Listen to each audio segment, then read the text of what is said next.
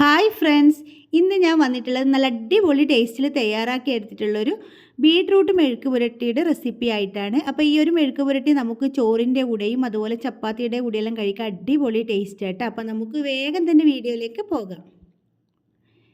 ഞാൻ ഇതവിടെ അത്യാവശ്യം നല്ല വലുപ്പമുള്ള ഒരു ബീട്രൂട്ട് എടുത്തിട്ടുണ്ട്. ഇനി നമുക്കിതിൻ്റെ തൊലിയെല്ലാം ഒന്ന് കളഞ്ഞെടുത്തതിന് ശേഷം ഇതൊന്ന് ചെറുതായിട്ട് കട്ട് ചെയ്തെടുക്കണം. അപ്പോൾ ഞാൻ ബീട്രൂട്ട് ഇവിടെ തൊലിയെല്ലാം കളഞ്ഞെടുത്തതിന് ശേഷം ഇതുപോലെ ഒന്ന് കട്ട് ചെയ്തെടുത്തിട്ടുണ്ട്. ഈ ഒരു നീളത്തിലിട്ടാണ് കട്ട് ചെയ്തെടുത്തിട്ടുള്ളത്. നിങ്ങൾക്ക് ഇഷ്ടമുള്ള ഷേപ്പിൽ കട്ട് ചെയ്തെടുക്കാം. നിങ്ങൾക്ക് സ്ക്വയറായിട്ട് വേണമെങ്കിൽ അങ്ങനെയും എടുക്കാം.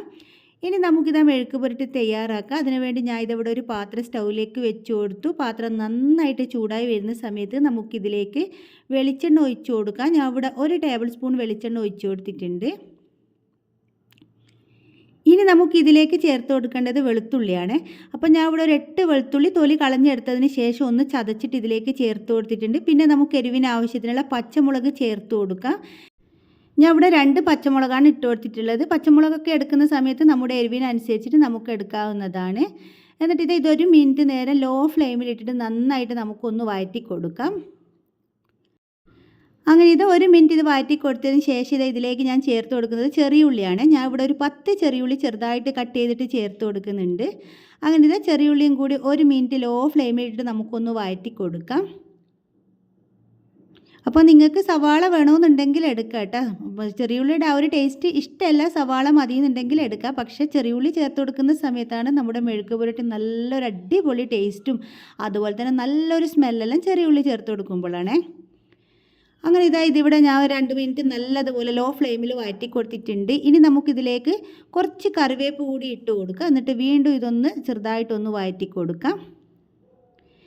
അപ്പോൾ എൻ്റെ വീഡിയോ നിങ്ങൾ ഇതുവരെ സബ്സ്ക്രൈബ് ചെയ്യാതെയാണ് കണ്ടിട്ടുണ്ടെങ്കിൽ പ്ലീസ് ഇപ്പോൾ തന്നെ ഒന്ന് സബ്സ്ക്രൈബ് ചെയ്ത് സപ്പോർട്ട് ചെയ്യണം കേട്ടോ.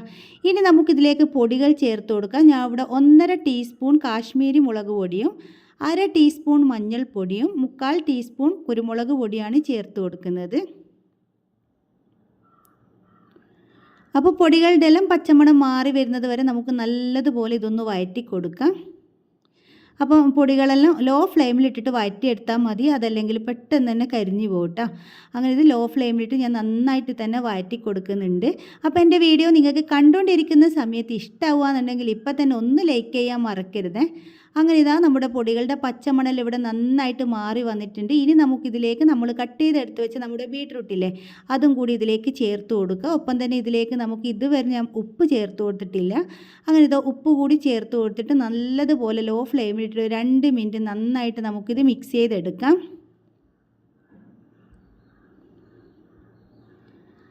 അപ്പോൾ ഇതിവിടെ 2 മിനിറ്റ് നന്നായിട്ട് മിക്സ് ചെയ്തെടുത്തിട്ടുണ്ട്. ഇനി നമുക്കിതിലേക്ക് ഒരു 2 ടേബിൾ സ്പൂൺ ചൂടുവെള്ളം ഒഴിച്ചു കൊടുക്കാം. നമ്മുടെ ഒരു മസാലയിൽ ഇതിലേക്ക് നന്നായിട്ടൊന്ന് പിടിച്ച് കിട്ടാൻ വേണ്ടിയാണ് 2 ടേബിൾ സ്പൂൺ മാത്രം ഒഴിച്ചു കൊടുത്താൽ മതി. അതുപോലെ തന്നെ ചൂടുവെള്ളം തന്നെ ഒഴിച്ചു കൊടുക്കണം. പിന്നെ ഞാൻ എന്നിട്ട് ഇതിവിടെ നന്നായിട്ട് മിക്സ് ചെയ്ത് കൊടുത്തതിന് ശേഷം മൂടി വെച്ച് കൊടുത്തിട്ട് 2 മിനിറ്റ് കഴിഞ്ഞിട്ടുണ്ടേനു. ആ ഒരു വീഡിയോ എൻ്റെ കയ്യിൽ നിന്ന് മിസ്സായി പോയത് കേട്ടോ. അങ്ങനെ ഞാൻ തുറന്നിട്ട് ഇടയ്ക്കൊന്ന് ഇളക്കി കൊടുക്കുന്നുണ്ട്. 2 മിനിറ്റിന് ശേഷം കേട്ടോ ഞാൻ ഇത് തുറന്നിട്ട് ഇളക്കി കൊടുക്കുന്നത്. എന്നിട്ട് വീണ്ടും ഇവിടെ ഞാൻ മൂടി വെച്ചിട്ട് വേവിച്ചെടുക്കുന്നുണ്ട്. ലോ ഫ്ലെയിമിലിട്ട് വേവിച്ചെടുത്താൽ മതി. അപ്പോൾ വീണ്ടും മൂടി വെച്ച് കൊടുത്തൊരു 3 മിനിറ്റിന് ശേഷം ഞാൻ തുറന്ന് നോക്കി. അപ്പോൾ നമ്മുടെ മെഴുക്ക് പുരട്ടി നന്നായിട്ട് നല്ല പാകത്തിന് തന്നെ നമ്മുടെ ബീട്രൂട്ടെല്ലാം നല്ലതുപോലെ വെന്ത് വന്നിട്ടുണ്ട്. ഒരുപാട് വെന്ത് ഉടഞ്ഞു പോയിട്ടില്ല, നല്ല പാകത്തിന് തന്നെ വെന്ത് വന്നിട്ടുണ്ട്. അപ്പോൾ ഈ ഒരു സമയത്ത് നമുക്കിതിൻ്റെ ഫ്ലെയിം ഓഫ് ചെയ്യാം. അങ്ങനെ നമ്മുടെ അടിപൊളി ടേസ്റ്റിലുള്ള ഒരു ബീട്രൂട്ട് മെഴുക്ക് പുരട്ടി ഇതെവിടെ തയ്യാറായി. അപ്പോൾ നിങ്ങളെല്ലാവരും ഇതുപോലെ ഒന്ന് തയ്യാറാക്കി നോക്കണം കേട്ടോ. കുഞ്ഞുങ്ങൾക്കൊക്കെ ഒരുപാട് ഇഷ്ടപ്പെടും. പിന്നെ കുഞ്ഞുങ്ങളുടെ ഉള്ള വീടാണെങ്കിൽ നമ്മൾ എരിവ് കുറച്ചിട്ട് എടുത്താൽ മതി.